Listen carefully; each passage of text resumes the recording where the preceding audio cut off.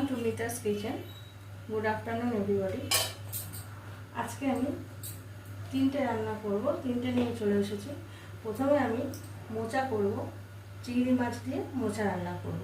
তার জন্য আমার লাগছে কেটে রাখা এরকম করে আলু কেটে রাখা, মোচা কাটা, আর তার সাথে আমার এখানে রয়েছে চিংড়ি মাছ যেগুলো আমি নুন হলুদ মাখিয়ে আমি চিংড়ি মাছটা রেখে দিয়েছি।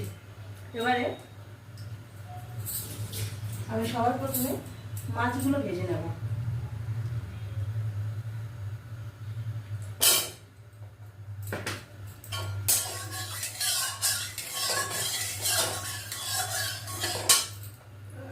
চিংড়ি মাছগুলো আমি সবার প্রথমে ভেজে নেব, যেগুলো আমার নুন হলুদ দিয়ে মাখানো আছে।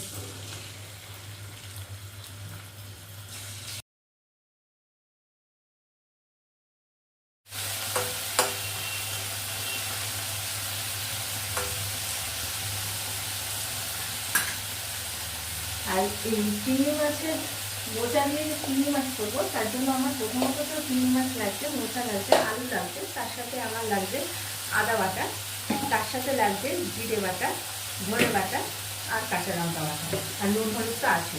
তার সাথে দেবো আমি কেটে রাখা টমেটো।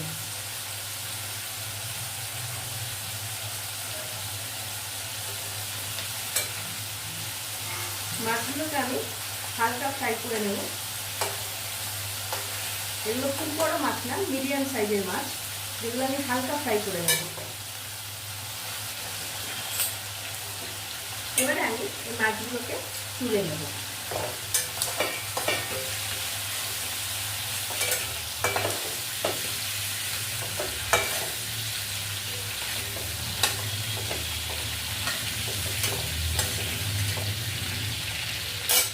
চিংড়ি মাছটা ভাজা হয়ে গেছে, আমি এরকমভাবে চিংড়ি মাছটা ভেজে নিয়েছি। এবার আমি ওই তেলের মধ্যে আর একটু তেল দেবো। তার মধ্যে আমি তেজপাতা, একটু গোটা জিরে, আঁচটা একটু বাড়িয়ে দেবো, একটু গোটা জিরে,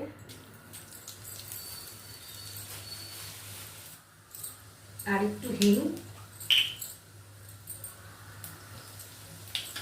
দিয়ে, এটা দিয়ে একটা সুন্দর স্মেল না আসা পর্যন্ত আমি এটাকে একটু নাড়িয়ে চাড়িয়ে দেবো। এটা দিয়ে একটা সুন্দর গন্ধ বেরিয়ে গেছে। এর মধ্যে আমি টুকরো করে রাখা আলু,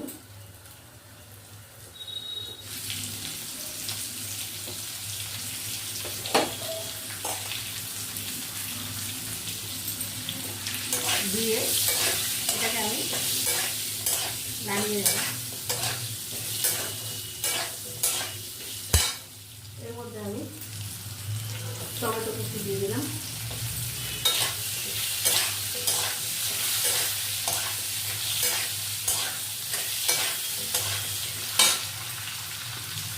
তার মধ্যে আমি স্বাদ মতো লবণ দেব,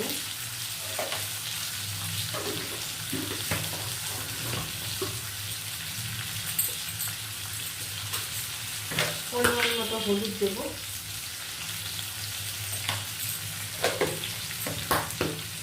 দিয়ে এটাকে আমি নাড়াবো।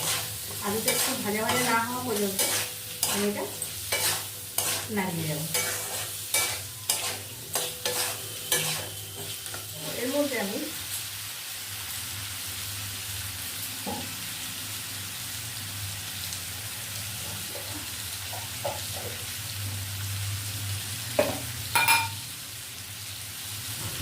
আদা বাটা দেবো,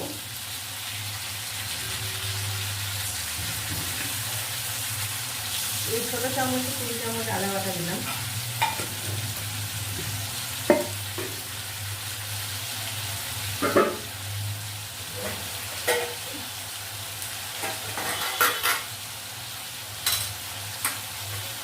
লঙ্কা বাটা দেবো, ঝালটা যার যার স্বাদ মতো,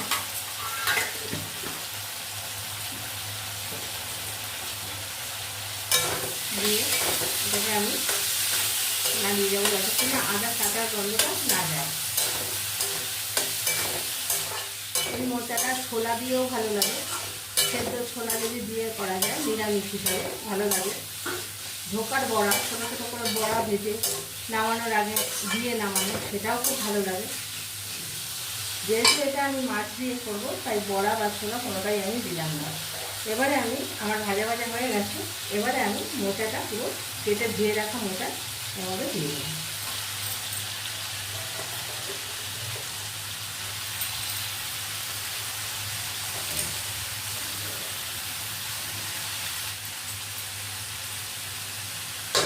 এবারে এই মোচাটা দিয়ে আমি নামিয়ে দেবো।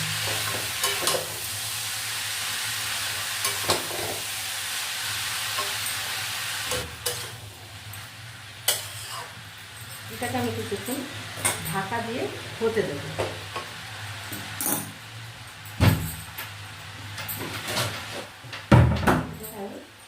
ঢাকা দিয়ে হতে দেবো। ফিরে আসছি কিছুক্ষণ আগে। আমি মাঝখানে একটু ঢাকাটা খুলে দেখে নিয়েছিলাম। আমি এর মধ্যে একটু তেল দিয়েছি, কেন মোচাতে ভীষণ তেল লাগে। আমি অল্প একটু যেহেতু তেল দিয়ে প্রথমে শুরু করেছি, আর একটু তেল লাগবে মনে হয়েছে, তাই অল্প একটু তেল আমি দিয়েছি।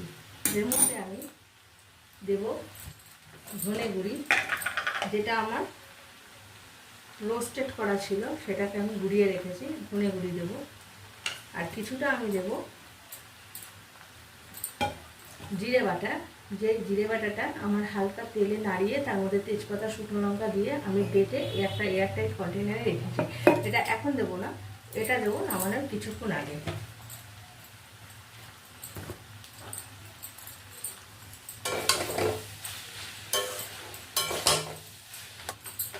যেহেতু মোচাতে একটু চিনি না দিলে ভালো লাগে না,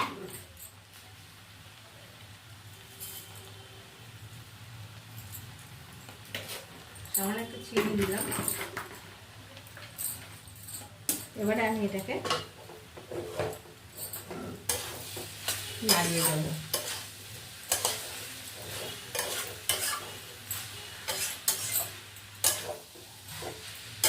এবার আমি এখানে যে ভাজা মাছটা রয়েছে সেই ভাজা মাছগুলো আমি এর মধ্যে দিয়ে দেবো। এবারে আমি এটাকে নাড়িয়ে চাড়িয়ে নেব।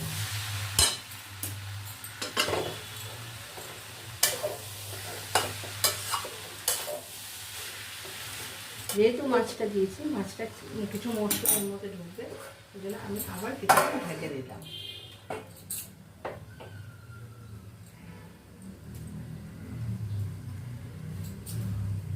আমি ঢাকাটা খুলে এর মধ্যে একটু দেখে নিয়েছি, আমার অনেকটা হয়ে গেছে।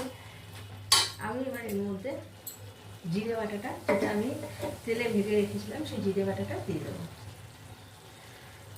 এই জিরে বাটাটা আমি এই ছোটো চামচের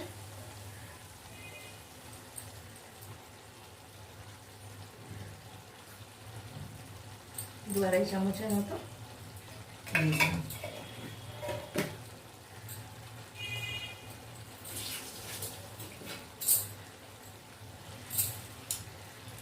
এবার এটাকে মশলাটাকে ভালো করে মোচার সাথে মিশিয়ে দেবো।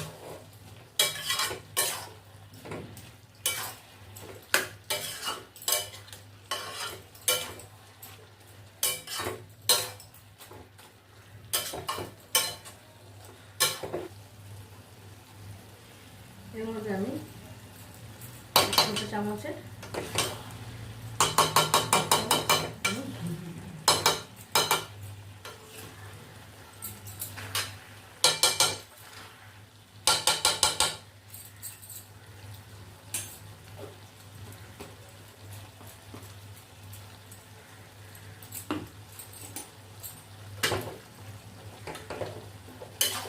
এবার আমি ঘিটা পুরোটা তরকারির সাথে মিশিয়ে দেবো।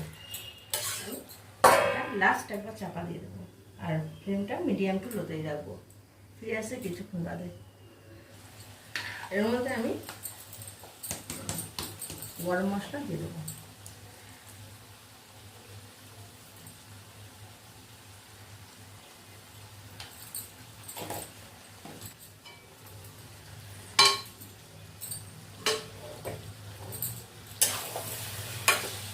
এর মধ্যে আমি গরম মশলাটা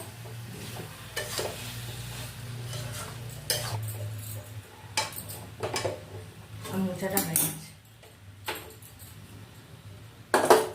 এবার আমি একটা সার্ভিং ট্রেতে ঢেলে দেখাচ্ছি।